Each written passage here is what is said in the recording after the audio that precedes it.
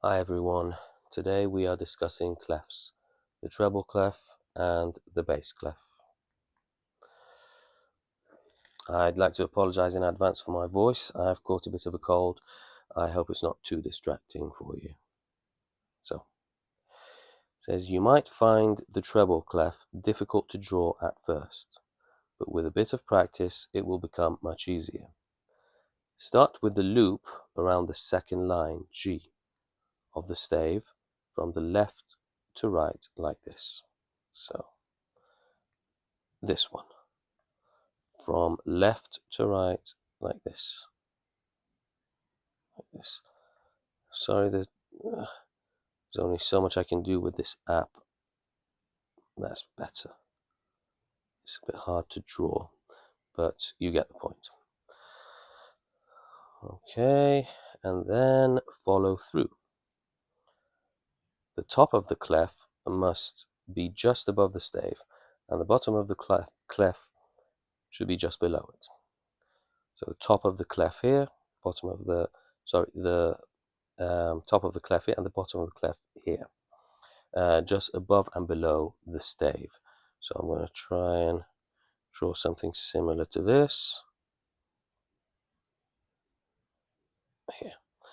Mine went slightly above, slightly more below as well, but I think that's fine. These don't need to be perfect representations. As long as you go around the second line, that's okay. So see how many of these you can draw on the stave here, just to get used to drawing them.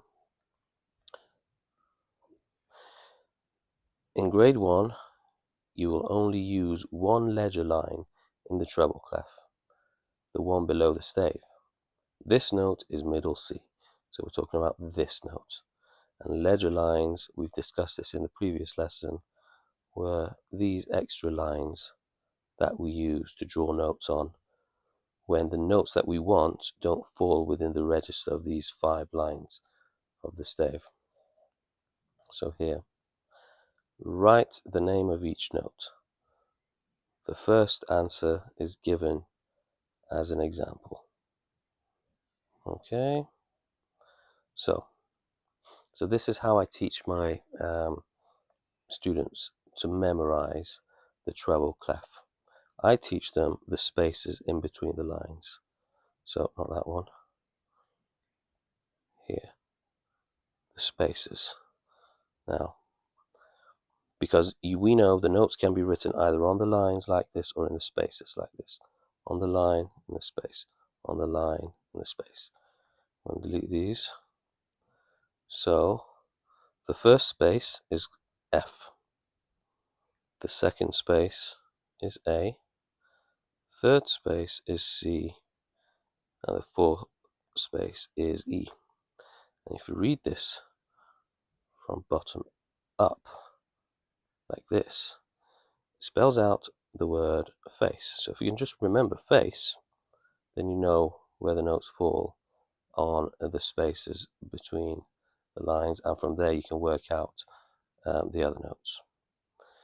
Now, another way you can to teach is to teach the notes on the line. I'm just going to quickly do this as well, so you can see how to work out the notes on the line. So the line here, line 2, 3, 4, and 5. Now the first line is E.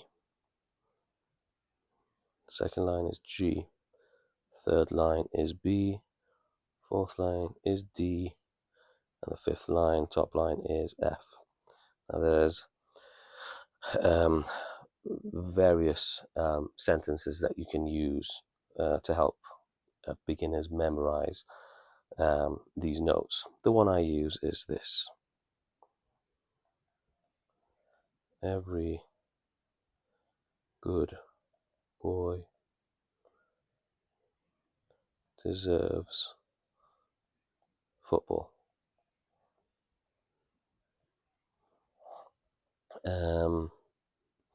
Okay, so that's the notes on the line, and we had the notes on the spaces too. So use whichever one works best for you. I'm just going to write the name of the notes here.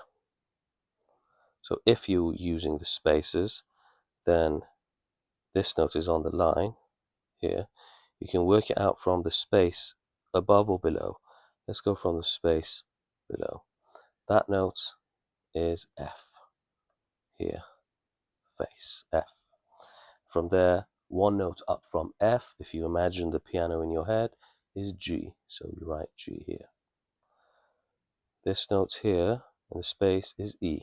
Remember, face is F, A, C, E. One note up from E is F. Okay, that's how we do it. Now the rest of the notes, this is E, this is C, E, middle C,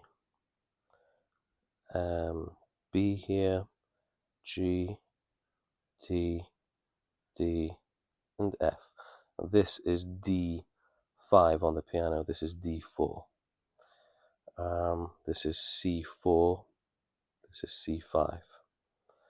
This is E4 in the fourth octave, and this is E5. So the E, that's the fifth octave. So that's the treble clef. Moving on. Oh,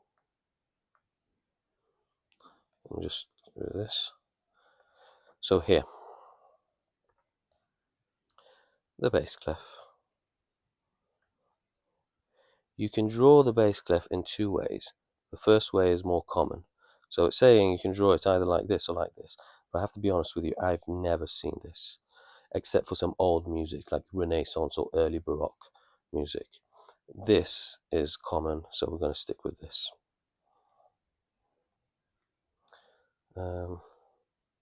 They both have two dots, one either side of the F line.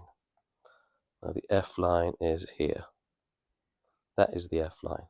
So the dots go either side of this, there and there.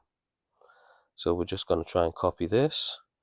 We're going to take the fourth line, the F line, go around and down, two dots there.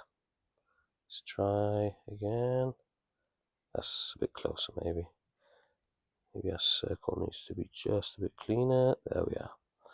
So try to draw as many of these as you can on here. And remember, these don't need to be very neat and absolutely perfect. Even the great composers, if you see their handwritings and their manuscripts, it just looks like scribbles, and people who are called copiers used to have to write these out again before sending their music to publishers. So don't try and be too much of a perfectionist about these things. As long as you know where they go and how to draw these symbols on the stave, then you're good. All right, here. In grade 1, you will only use one ledger line in the bass clef. The one above the stave, this one. This note is middle C. So we had middle C a moment ago. This is C in the bass clef. This one is C in the treble clef. Now the difference between the two is that if you're playing this on the piano, this one here is played with the left hand because it's in the bass clef. This one with the right hand because it's in the treble clef. Okay, I hope that was helpful. If you have any questions, please leave them in the comments and I will try to get back to you and respond to them as soon as I can. And thank you so much. See you next time.